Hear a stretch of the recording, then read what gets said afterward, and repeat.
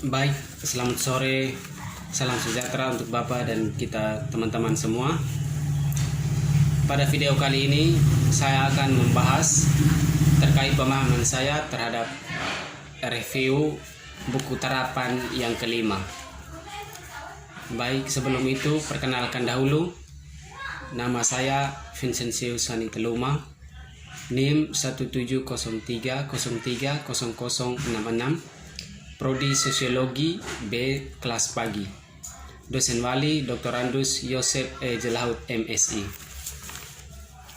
Baik, saya langsung pada pembahasan yang berjudul Sains dan Teknologi.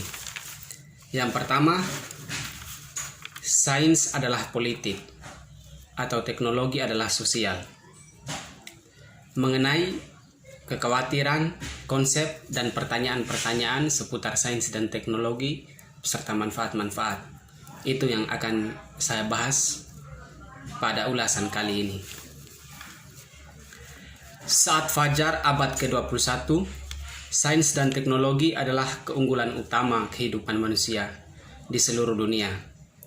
Baik itu bidang kesehatan, diterima orang yang dicintai, terhadap pekerjaan mekanisme atau komputerisasi, pabrik kimia, industrialisasi menggunakan teknologi sains. Teknologi adalah ciri hidup, baik bekerja di industri maupun bidang lainnya. Kewarganegaraan di dunia teknologi menuntun kita untuk belajar memahami masalah di dunia teknologi yang terjadi di sekitar kita atau lingkungan kita. Kita harus memelihara penggunaan dengan alat yang memungkinkan kita memahami secara kritis pekerjaan dan pengembangan intelektual, ilmu pengetahuan dan teknologi. Tujuan dari buku ini adalah untuk menyediakan seperangkat alat atau konsep yang penting demi penilaian ilmu pengetahuan. Dengan melakukan itu adalah salah satu lensa yang digunakan untuk mempelajari, menganalisis, dan mengevaluasi praktek dan produk ilmu pengetahuan. Konsep yang saya uraikan untuk meyakini pembaca merasakan hal yang sama. Buku ini dianggap sukses jika argumen yang saya sampaikan mendorong pembaca untuk memikirkan sains dan teknologi. Perkembangan bioteknologi mempengaruhi organisasi sosial, agrobisnis, dan budaya. Di sini, saya memberikan perhatian khusus pada pertanian dan hubungannya dengan agrobisnis. Di antara teknologi spesifik yang saya anggap sidar adalah tanaman lahan herbisida yang disebut teknologi terminator, hormon pertumbuhan, sapi rekombinan, dan genetik penggunaan rekayasa. Selain itu, saya mengeksplorasi jalannya kontroversi publik atas bioteknologi pertanian untuk pendukung dan penentang teknologi. Untuk memahami komputer dan internet, kita harus memperhatikan dunia tempat mereka masuk. Saya menganggap kesenjangan digital dan akses internet yang saya analisa dan mengakses informasi pada kelompok sosial daerah. Selanjutnya, pendidikan. Pertimbangan kekayaan intelektual adalah suatu perdebatan tentang perkembangan ekosains. Betapa pentingnya intelektual perlindungan properti untuk pertumbuhan inovasi dan ekonomi. Saya menginterogasi akal sehat tentang keutamaan intelektual properti kuliah. Ilmu politik atau teknologi sosial adalah properti yang dijalin melalui sejarah kolonial.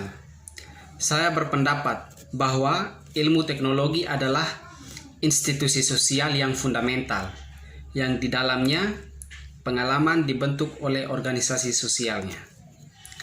Baik, dalam hal ini penulis menekankan bahwa dia sangat ingin sekali pembaca membacakan bukunya mengenai sains dan teknologi. Kenapa? Karena era yang kita hidup ini sudah memasuki era digital. Era sains dan teknologi ini menekankan kita bahwa kita harus mengutamakan sains dan teknologi. Semua pertanyaan, semua jawaban, dan semua pembentukan kehidupan ke arah progresif dan kebaikan yang bersifat positifis dan pragmatis itu ditunjang atau dibentuk berdasarkan sains dan teknologi. Ukuran kehidupan dan kesejahteraan masyarakat adalah sains dan teknologi. Teknologi membentuk masyarakat. Ia menulis buku ini terhadap pemahaman pembaca agar kita sebagai pembaca itu jangan menilai bahwa sains dan teknologi itu buruk, berpengaruh buruk bagi kepercayaan, bagi lingkungan, bagi cuaca dan lain sebagainya. Tidak. Malahan sains dan teknologi itu punya peran yang sangat penting bagi hal-hal yang kita khawatirkan tersebut. Mereka bisa membantu menjaga alam, menjaga kepercayaan dan apa yang kita pertanyakan selama ini. Kita hidup semakin maju, bukan berarti kita terus mempertahankan budaya-budaya lama, pemikiran-pemikiran yang tradisional. Kita harus rasional, bergerak ke arah kemajuan, bangun dari keterpurukan dan kepikiran yang kaku kita terhadap ideologi-ideologi tertentu. Ilmu pengetahuan memiliki variasi dan waktu yang lama. Secara kasar adalah gagasan bahwa ada perpecahan yang melekat antara fakta dan nilai, yang secara intrinsik merupakan kategori yang berbeda fenomena. Ide ini bisa dilihat dalam klaim Plato yang kontemplatif, yang memisahkan pikiran dan tindakan. Menurut cara berpikir ini, nilai didukung dan dipelajari hanya fakta yang dipertimbangkan, fakta yang menjadi unggul. Dalam artian, sains dan teknologi itu mengutamakan fakta. Apa itu fakta? Fakta adalah pengalaman empiris secara ilmiah yang kita peroleh sehari-hari. Dan sains dan teknologi ini menjawab semua fenomena-fenomena yang ditangkap oleh indera dan menjawab berdasarkan fakta. Bukan ilusi, bukan anggapan-anggapan tertentu, kepercayaan-kepercayaan tidak dapat dibuktikan. Baik. Lebih rendah dari nilai dalam hal kredibilitas dan otoritas kognitif. Keyakinan ini mengarah pada kesimpulan bahwa hanya ilmulah dapat melakukan pengambilan keputusan atas hal-hal teknis dan fakta. Ya, sangat betul. Hanya ilmu sains dan teknologi yang menjawab semuanya. Tidak termasuk politik, tidak termasuk ilmu-ilmu lain. Sains adalah fakta. Sains menjawab segala sesuatu itu berdasarkan fakta, berdasarkan pengalaman, tidak berdasarkan spekulasi tertentu yang tidak dibuktikan secara ilmiah. Sains menjawab semuanya berdasarkan fakta ilmiah dan membuktikan dan mempengaruhi keberadaannya dengan teknologi yang tercipta. Kami cenderung percaya bahwa interpretasi dan produksi ilmuwan adalah rasional dan kebal dari manipulasi politik, karena didasarkan pada data yang dibuat melalui proses objektif. Akibatnya kami menerima bahwa sains dan ilmuwan adalah penengah terbaik dari versi membersihkan khusus listrik optimi untuk mengungkapkan umbi kebenaran. Bukti ketahanan saintis yang tak kunjung padat dapat dilihat di masalah atas teknologi baru. Dalam banyak perselisihan mereka yang menentang teknologi karena efek sosial yang diharapkan tidak sesuai keinginan atau masalah moral dan etika. Namun di lingkungan dan kesehatan diyakini dapat bahwa nilai menggunakan metode ilmiah.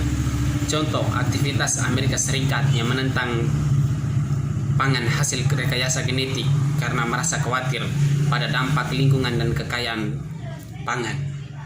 Para penentang sains dan teknologi ini seperti Amerika ini menentang bilang pangan yang diciptakan rekayasa genetik itu amat buruk, berdampak buruk pada kesehatan pada tanaman lain. Sebenarnya tidak. Para ilmuwan mereka sudah mengukur itu sejauhnya. Malahan ini memberikan produksi tanaman yang berkualitas, yang bervariasi, punya makna kesehatan tanpa mengganggu atau merusak ekosistem yang lain, lingkungan. Ilmuwan sudah memprediksi itu. Ini secara biologis, secara botani dibuat, bukan berdasarkan campuran-campuran semata yang merusak. kita memerlukan protein, misalnya 4 sehat 5 sempurna. Kita mencari misalnya lauk, ikan, daging, apa semua dikumpulkan satu meja. Ini seandainya, maka terlihat di meja itu sangat beragam dan banyak sekali. Kita harus mencarinya satu-satu. Tapi rekayasa genetik, sains, teknologi menjadikan bahwa satu pil kecil itu saja sudah tersimpan 4 sehat 5 sempurna. Hanya pil kecil sedikit itu sudah direkayasa secara genetika. Itu kita bisa konsumsi secara sederhana yang kecil itu, tapi sudah membuat khasiat-khasiat di dalamnya. Tidak perlu lagi kita mencari daging di sini, ikan di sini, sayur di sini, susu di sini. Jadi membuka gagasan pikiran kita dari penulis ini bahwa sains teknologi itu penting. Teknologi dihasilkan itu tidak perlu ditentang, sebab itu punya manfaat yang tinggi bagi kita sendiri. Kita menerima begitu saja manfaat perkembangan teknologi dan melihat teknologi sebagai self-propelling yang bergerak maju dalam bentuk yang tunggal. Tidak pantas memperdebatkan teknologi pada politik sosial. Pandangan teknologi terbukti dan beragam kasus yang memiliki manfaat positif. Tidak perlu kita adakan forum diskusi perdebatan antara menolak atau tidak suatu teknologi. Bagi penulis dan bagi saya sendiri itu tidak penting, sebab teknologi sangat bermanfaat dan untuk kepentingan dan perkembangan masyarakat, membantu sekali kita hidup di era industri, kita hidup di era digital, semuanya dipengaruhi oleh sains dan teknologi. Jadi untuk anti atau penantang sains teknologi diharapkan berpikir kritis dalam menerima progres apa yang ilmu pengetahuan dan ilmuwan temukan selama ini. Pembuktian dan kebaikan itu harus diterima. Baik, itu saja pemahaman saya terkait review yang kelima ini. Terima kasih Pak. Terima kasih teman-teman. Salam hormat.